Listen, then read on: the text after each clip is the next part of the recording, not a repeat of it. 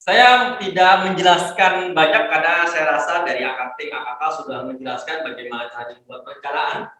Ya, tetapi yang saya akan sampaikan bagaimana caranya membuat goals. Ya, target di kesehatan, apalagi kesehatan masyarakat, semua sebenarnya, mulai dari kedokteran, perawatan, farmasi, semuanya sama. Ya, targetnya adalah meningkatkan derajat kesehatan masyarakat. Nah, sekarang pertanyaannya adalah bagaimana caranya ya berpikir secara global ini. Ya, ini agak berat saya katakan. Ya, dan rasa-rasanya kalau di level kalian bukan tidak mungkin saja ya, tetapi kalian yang jenius. Tetapi masih bisa diturunkan menjadi yang namanya kelompok dulu, ya, kemudian turun ke lagi yang namanya keluarga. Ya, jadi yang memungkinkan adalah peningkatan derajat kesehatan keluarga. Ya, di mana di dalam keluarga sudah saya buatkan sebelumnya adalah ada individu. Nah, ini yang jadi permasalahan. Ya, pertanyaannya adalah apakah selama Anda kuliah di sini sudah meningkat derajat kesehatan Anda? Yang perlu dijawab. Apakah Anda sudah meningkat derajat kesehatan Anda? Kalau belum, ngapain Anda kuliah di sini? Kan gitu pertanyaannya. Ya kan? Kalau cuma tahu aja bagaimana cara meningkatkan. Sama belajar begini. Anda belajar bagaimana cara membuat kapal sama dosen yang mengajarkan cara membuat kapal ataukah sama pembuat kapal? Sama dosen yang mengajarkan cara membuat kapal atau sama pembuat kapal? Mempraktekannya juga. Kenapa tidak dengan dosen pembuat mengajarkan cara membuat kapal? Kalau Anda belajar sama dosen, Anda dapat ijazah. Kalau belajar sama pembuat kapal, Anda dapat ijazah. Tapi bisa membuat kapal. Pertanyaannya adalah, apakah dosen yang mengajarkan cara membuat kapal adalah pembuat kapal? Apakah dosen yang mengajarkan cara membuat kapal adalah dosen yang membuat kapal? Belum. Oke, nah, sehingga harapannya Anda bisa mencoba memilah dan memilih hal yang sama dengan apa yang saya ajarkan kali ini. Bagaimana caranya meningkatkan derajat kesehatan masyarakat? Bagaimana caranya meningkatkan derajat kesehatan kelompok, keluarga, dan individu?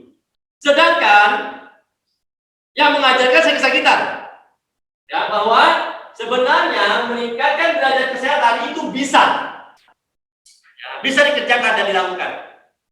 Nah, goalsnya ini, goalsnya hal yang sama sekarang. Jangan berpikir bahwa Anda mampu ke sini, kalau Anda nggak mampu yang ini. Kembali ke pertanyaan saya awal. Apakah Anda selama kuliah di sini sudah meningkatkan derajat kesehatan Anda? Apakah masih tetap yang sama? Ada peningkatan sehatnya ataukah sama? Ada. Ya, jadi tepat saya ngajar Anda. Kalau tidak ada perubahan itu apa? Sekarang bagaimana ini goalsnya? Goalsnya. Nah, di dalam setiap goals itu ada target-target. Nah, di sini kita mencari yang namanya timeline. Ini timeline untuk mencapai goals. Ada timeline-nya. Sama, timeline lulus kuliah. Sama. Ini timeline mencapai kesehatan, mencapai derajat kesehatan masyarakat. Nah, di dalam timeline ini ada yang namanya target-target. Ya, pertanyaannya, goalsnya ini mau mencapainya kapan? Itu pertanyaannya. Kita sudah berapa kali menetapkan di Indonesia ini? Tahun 2010, Health for All, sehat untuk semua. Pertanyaannya sama, masih banyak sakit juga. Sekarang mau tahun berapa lagi mau dibuat lagi? Ya, dan di sini ada ketetapan waktu. Jadi harus jelas dulu, goalsnya harus jelas supaya targetnya jelas. Karena targetnya ini ada target harian, ada target mingguan, bulanan, kemudian tahunan, 5 tahun, 10 tahun, 20 tahun. Nah, pertanyaannya ini menetapkan ini kapan gitu? Itu dulu. Di AKK diajarin apa goalsnya untuk sehat untuk Indonesia tahun berapa? Nah, untuk mencapai itu tidak mungkin kalau tidak ada yang namanya preparasi. Persiapannya apa? Persiapan ini ada yang namanya input, nanti ada yang namanya proses, output, sama outcome. Bagaimana caranya dari input, proses, output, outcome? Pasti ada yang namanya 6M. Punyanya kakak. Ada money, method, material, mesin, market. Permasalahan apa yang terjadi di sini? Ini adanya di Paskes. Nah, jadi yang perlu dicermati dari ini semua adalah prepare-nya, persiapannya. Ya, ini Paskesnya. Ini masuk kalau di EPID, kemarin sudah saya ajarkan dalam materi epidemiologi, ini masuk di dalam kategori E-nya, salah satu dari E, environment. Karena dalam ini ada yang namanya host, nanti ada yang namanya agent. Di sini ada Kemenkes, WHO, kemudian ada Dinkes, Prop, Dinkes kota kabupaten, kemudian ada rumah sakit, ada puskesmas. Nah, di bawahnya nanti banyak tuh, ada praktek dokter, praktek bidan, bla bla bla yang lain. Tetapi yang masuk di jalur organisasi yaitu Paskes 6M. Belum bicara tentang host, belum bicara tentang agent. Karena untuk preparasi persiapannya itu ada persiapan Anda. Persiapan Anda dulu. Maka saya katakan tadi adalah bagaimana caranya Anda memikirkan mau sehat kalau Anda sendiri tidak sehat. Jadi Anda dulu nih yang perlu dipersiapkan. Persiapannya apa? Your knowledge. Pengetahuan Anda tentang kesehatan. Nah, pertanyaannya, kesehatan kan luas sekali. Apa yang Anda kuasai? Pengobatan? Tidak bisa, karena Anda bukan dokter. Perawatan juga tidak bisa, karena Anda bukan perawat. Yang bisa dilakukan adalah promotif preventif, pencegahan. Selain itu, yang dibutuhkan adalah skill, keterampilan, keahlian Anda, ya, sama attitude Anda, sikap Anda. Saya suka dengan pelajaran offline karena Anda bisa belajar bagaimana tentang adab dan attitude saya mengajar. Nah, jadi ini yang Anda butuhkan dulu. Knowledge-nya knowledge apa? Skill-nya skill apa? Attitude-nya bagaimana? Anda dulu nih. Anda sehat. Nah, pertanyaannya, Anda sehat-sehat yang mana?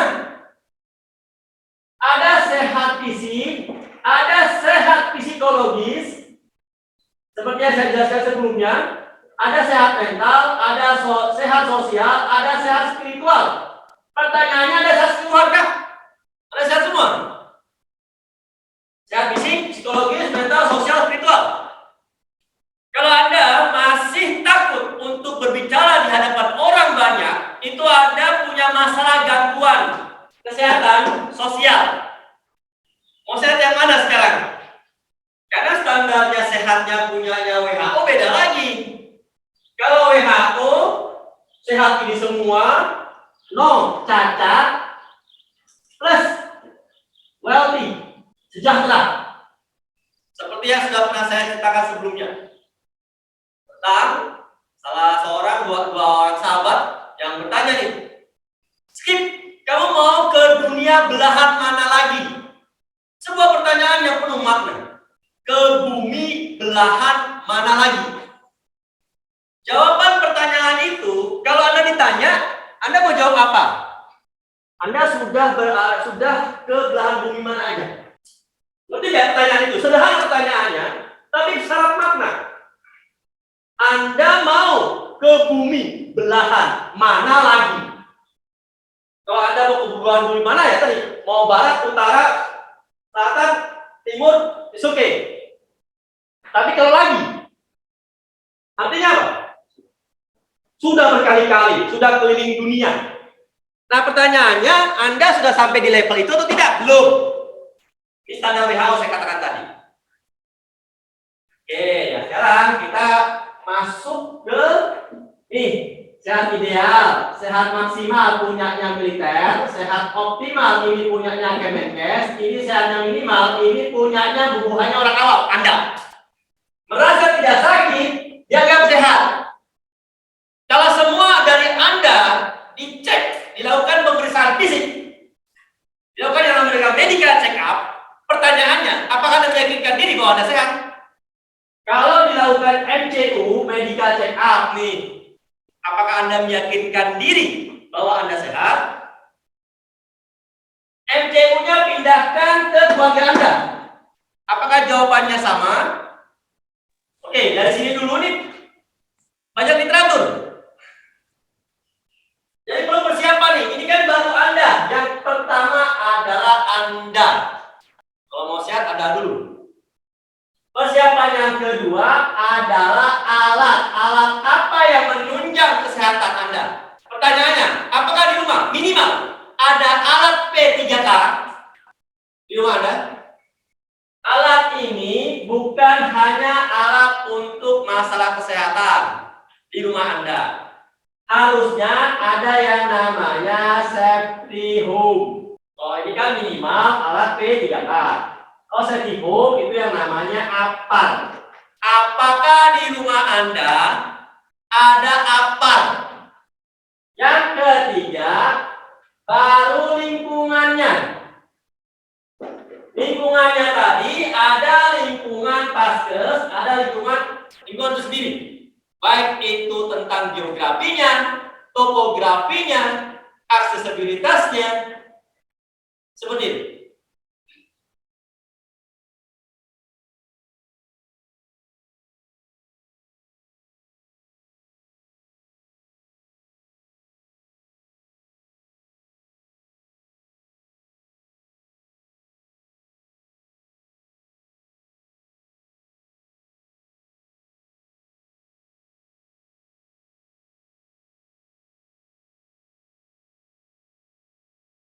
Baru yang keempat, ini adalah hostnya. Kalau kami di medis, ini kita tentang yang namanya klien atau pasien. Nah, sekarang saya coba mengenalkan saja. Kalau di medis, namanya medical check-up. Di Kesmas, sebenarnya sudah ada alat bantu yang namanya PPCU. Personal Prevention Check-up. Check up untuk pencegahan diri dari permasalahan kesehatan. Ya, nanti saya bisa share ke Anda. Nah, hal yang perlu dilakukan dari preparasi ini adalah identify problem. Caranya di tugas Anda sebelumnya yang namanya analisis situasi. Jadi tugas Anda adalah bagian kecil dari niat untuk mencapai goals, meningkatkan derajat kesehatan masyarakat. Yang fokusnya di sini adalah ke keluarga. Makanya pemerintah ada buat yang namanya PISPK, Program Indonesia Sehat Pendekatan Keluarga. Pertanyaannya, apakah program yang ada itu sudah sesuai dengan pendekatan keluarga? Belum. Tapi saya ajarin caranya. Saya sudah coba terjemahkan SPK seperti apa. Selama ini sudah berapa keluarga yang saya sudah dampingi untuk sehat. Nah, harapan saya minimal kalau Anda aja mendampingi 5-10 keluarga, wah kan lebih banyak jadinya. Betul ya? Nah, sekarang Anda mendampingi keluarga Anda dulu. Supaya minimal sehat di sini dulu. Mencegah penyakit kronis. Minimal jantung, stroke, dan kanker. Caranya sehat ini tadi ada yang namanya sehat fisik ini fokusnya ke healthy. Dari habit. Kemudian ada yang namanya healthy lifestyle. Dari healthy dietary habit ini ada healthy food, ya, ada healthy drink.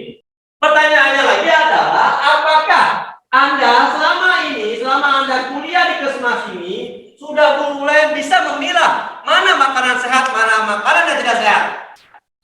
Kalau belum, ya belajar. Sudah ada beberapa mata kuliah kok yang dia mengajarkan hal itu. Beberapa di gizi juga sudah ada saya rasa. Healthy drink, ya minuman-minuman sehat. Apakah Anda, ya tadi permasalahannya, apakah Anda healthy diet dari Anda itu sesuai dengan need or demand? Anda makan itu sesuai keinginan atau sesuai kebutuhan? Sesuai keinginan atau sesuai kebutuhan? Nah, kita masih fokus di healthy dietary habit. Ya, ke healthy food. Makanan yang sehat. Nah, sekarang kebanyakan makanan yang sehat apakah sesuai kebutuhan atau sesuai keinginan? Nah, tadi pertanyaannya adalah, oh ya, sesuai kebutuhan. Nah, makanya contohkan Pang yang makanan sehat sesuai kebutuhan. Kalau sesuai kebutuhan, sepertinya kalau tiap individu, tiap orang itu beda-beda kebutuhannya, Bapak, tergantung IMT dan asupan nutrisi yang dibutuhkan masing-masing. Kalau sesuai dengan standar dari gizi, kita kembali yang namanya gizi seimbang. Nah, pertanyaannya, apakah gizi seimbang ini seimbang antara anak bayi, balita, PAUD, TK, SD, SMP, SMA, kuliah, dewasa, bumil, busuk, lansia, apakah sama? Tidak sama, Bapak. Oke, nah sekarang pertanyaannya gizi seimbang itu yang seperti apakah yang dibutuhkan? Bisa dipahami dari sini dulu? Jadi memikirkan bagaimana caranya meningkatkan derajat kesehatan, ya harus berpikir secara holistik dan komprehensif. Ya ini belum menyentuh keluarga Anda nih. Ya ini baru materi-materi yang berkaitan dengan bagaimana caranya untuk meningkatkan derajat kesehatan. Belum saya ke analisis situasi. Gizi seimbang ini disesuaikan dengan healthy lifestyle-nya. Jangan dipukul rata. Dari gizi seimbang berdasarkan usia, dan gender, dan jenis pekerjaan, beban kerja, antara yang indoor sama yang outdoor jangan disamakan. Lihat lagi, antara kebutuhan wanita dan pria berbeda. Belum lagi berdasarkan kondisi. Misalnya, busuk sama bumil itu beda. Jenis pekerjaan, indoor, outdoor, beda. Pekerjaan kantoran sama pekerjaan lapangan beda. Pekerjaan yang di kantor, tukang sapu, disamakan sama dekan, nggak sama. Sehingga mindsetnya adalah gizi seimbang berdasarkan kebutuhan. Berdasarkan kebutuhan, berdasarkan demand-nya. Bukan needs-nya. Berapa kalori yang Anda butuhkan untuk aktivitas Anda hari ini? Berapa karbohidrat yang Anda butuhkan hari ini? Nggak tahu. Berapa protein yang dibutuhkan hari ini? Nggak tahu. Lemak, vitamin, mineral. Ya, yang saya ajarkan itu baru minuman 2 liter per hari untuk yang mager. Lihat ya, yang mager. Kalau saya nggak bisa, 2 liter itu kurang. Kita belum membahas yang namanya lifestyle. Di mana lifestyle ini ada activity, ada rest, and exercise. Ini olahraga. Ini istirahat. Ini aktivitas banyak nih. Aktivitas rutin, home activity. Bersih-bersih rumah, ya kan? personal hygiene. Nah, itu masuk di home activity rutin. Tiap hari mandi, ya kan? Ganti baju, cuci pakaian, bersih-bersih kamar, rapikan tempat tidur. Nah, itu kan rutin nih. Ya. Ada activity yang lain nih. Kalau kaitannya dengan perkuliahan, work, business, study, activity. Ada aktivitas pekerjaan, ada aktivitas bisnis, ada aktivitas perkuliahan, pelajaran, pembelajaran. Sehingga Anda bisa menyesuaikan. Tapi ada juga yang namanya activity incidental. Sewaktu menolong orang kecelakaan mungkin, ya, membantu mendorong mobil yang mogok mungkin, itu insidental. Sehingga Anda bisa ukur sebenarnya kebutuhan study ini apa aja. Saat kapan saya harus makan banyak sebagai seorang mahasiswa? Saat tugas banyak, Pak. Ya, karena pada saat mengerjakan tugas yang banyak, Anda butuh energi. Nah, ini energi itu dilihat dari kalori. Berapa kalorinya? Kalorinya itu dari karbohidrat, protein, sama lemak. Nah, saya ingat sekali, waktu mantan saya, tahun 94, Anda belum jelas. Ya? Oke, saya tanya nih, kalau nanti sakit flu, kamu masak apa? Pelajaran hidup yang saya terima waktu itu. Dia bilang sop-sopan. Saya bilang, saya nggak ngerti apa itu sop-sopan awalnya. Ya sudahlah. Nah, setelah saya S2 saya itu 2004 saya lulus. Baru saya ngeh. Kenapa? Karena ternyata dimakan sayuran sop-sopan itu ada buah dan sayur yang meningkatkan daya tahan tubuh. Pahamilah bahwa ada merah, kuning, hijau, ungu, dan putih dari buah dan sayur itu masing-masing ada fungsinya. Nah, itu ada macam-macam. Ya, sebenarnya di dalam gizi seimbang itu ada yang namanya makronutrisi, ada mikronutrisi, ada fitonutrisi. Makro itu KPL, mikro itu VN. Nah, ini fito itu sendiri, unsur zat tumbuhan. Jadi harus sesuai. Pak, saya kena kanker, Pak. Jadi apa yang harus saya konsumsi banyak? Oh, ada. Ya, jangan banyak lemak, jangan banyak karbohidrat, tapi banyak protein, vitamin, mineral, dan vitamin. Apakah Anda sudah mempraktekkan teknik cara belajar yang saya ajarkan? Foto whiteboardnya, taruh di lembar yang besar lagi, baru Anda pahami. Dan setiap kata-kata ini itu penuh makna, penuh literatur. Ada praktekkan?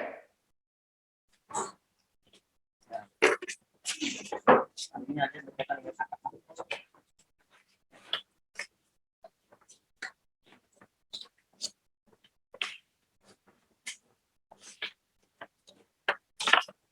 Ini aja sampai.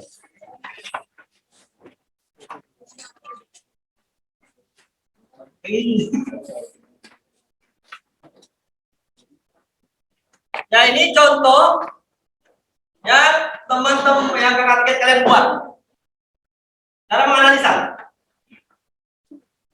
Ya, cara menganalisa ini berkaitan dengan pelajaran AKK yang namanya fraud, bohongan di dalam pelayanan kesehatan.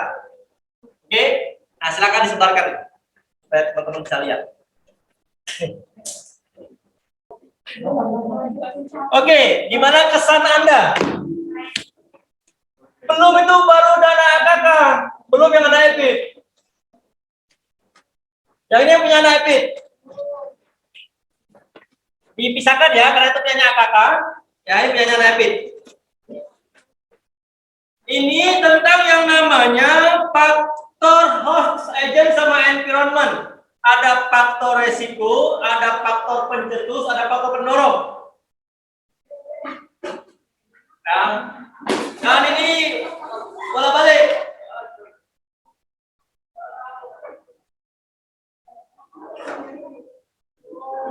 Ya, dipisahkan yang sama punya kakak ya, jadi gabung. Ini mencermati permasalahan ketiga. Oke, gimana pendapatnya? Tadi yang punya kakak, ini saya punya Epit. Ya, tadi anak kakak tadi. Ya, karena itu tugas buat anak-anak kakak. Ya, nah ini anak Epit. Oke, tadi saya sedikit memberikan penjelasan. Ternyata ada, saya bilang tadi ada 5 macam warna dan 5 macam fungsi dari makanan yang ada. Itu dari vitamin dan mineral, buah dan sayur. Masing-masing ada fungsinya. Warna putih ada sendiri, warna kuning ada, merah ada, ungu ada, hijau ada. Ini yang warna putih. Ya, yang di zoom lihat ya, jelas ya. Terus ini yang warna kuning, oke? Nah, yang warna kuning. Kemudian ada yang warnanya merah.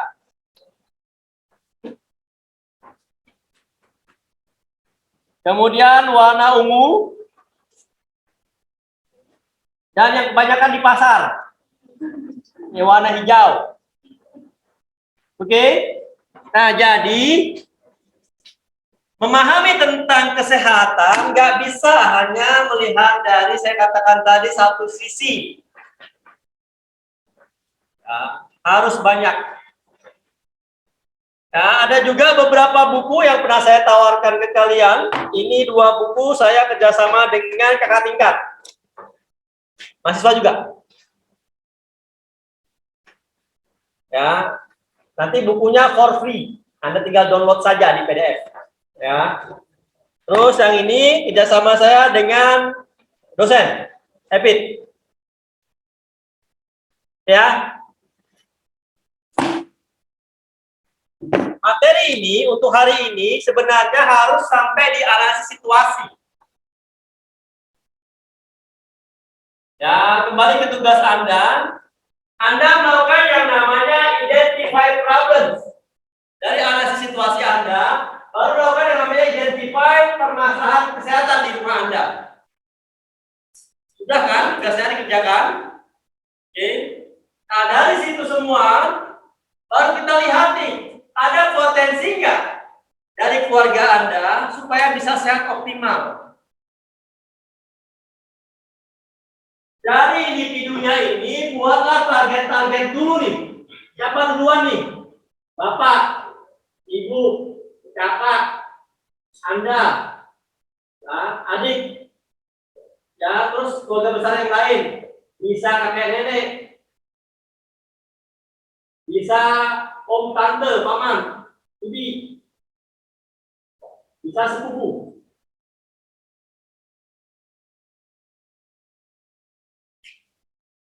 Jadi janganlah Anda punya hasrat untuk berpikir bagaimana caranya membuat masyarakat itu sehat tanpa Anda bisa lakukan cium. Anda dulu. Baru bapak, ibu, kakak, adik. Supaya di keluarga Anda itu keluarga yang sehat. Gimana caranya bisa mencapai keluarga sehat? Kalau Anda tidak memulai dari diri Anda untuk sehat. Itu masalahnya. Oke? Ya udah, cukup aja dulu, ini udah muntah. Pertanyaan.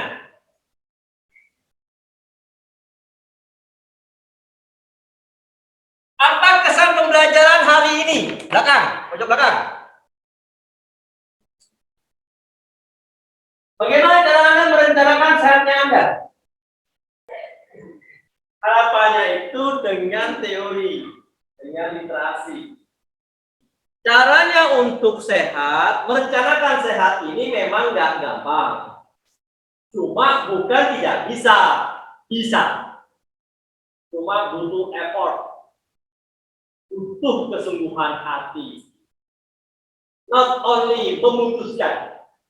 Ada 4 ekor burung yang berada di dahan pohon. 3 ekor burung memutuskan untuk terbang. Ada berapakah burung yang ada di dahan pohon tersebut? 4. Kenapa 4? 4. Kenapa 4? Ya, sama ya, betul sekali.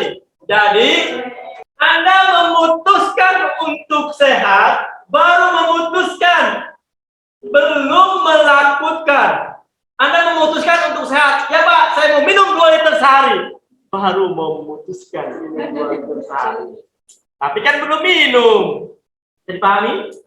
Karena saya sudah ketemu banyak orang yang hanya memutuskan.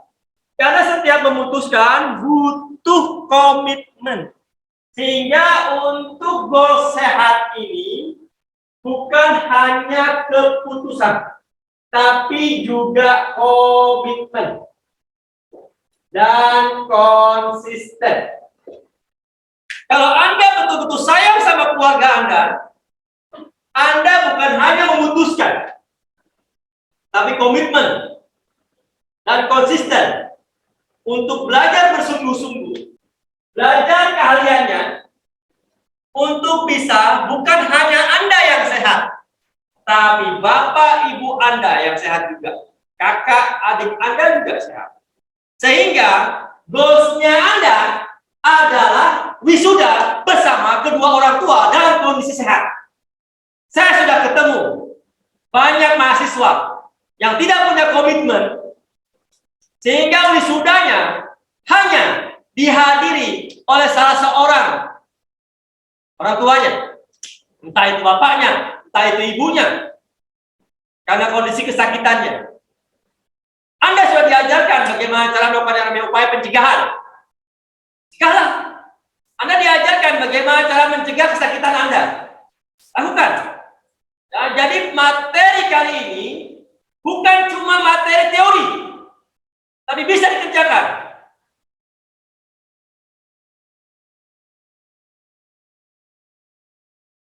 Boleh ada contoh. Minum 2 liter, sudah. Saya sudah minum 2 liter. Saya atur pola makan, saya sudah atur pola makan. Berat badan saya dari dulu sampai sekarang itu tidak jauh berbeda. Dari dulu sampai sekarang kayak gini-gini aja. Even nanti Anda lulus, saya mungkin postur saya masih tetap sama. Nah, pertanyaannya, sehat Anda bagaimana? Sehat Anda bagaimana? Sehat keluarga Anda bagaimana? Nah, jadi bisa dikerjakan. Tinggal butuh bukan hanya keputusan, komitmen dan konsisten.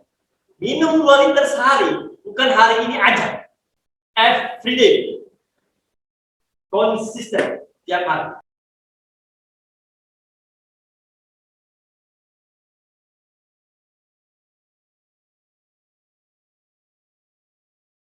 Sekarang atur. Ya, Anda yang memutuskan. Ya, Anda yang menentukan. Sehatnya Anda, apakah ditentukan sama orang lain atau Anda yang menentukan? Diri sendiri. Keberhasilan Anda ditentukan oleh orang lain atau Anda? Sama. Ya, hal yang sama. Dalam merencanakan kesehatan pun sama.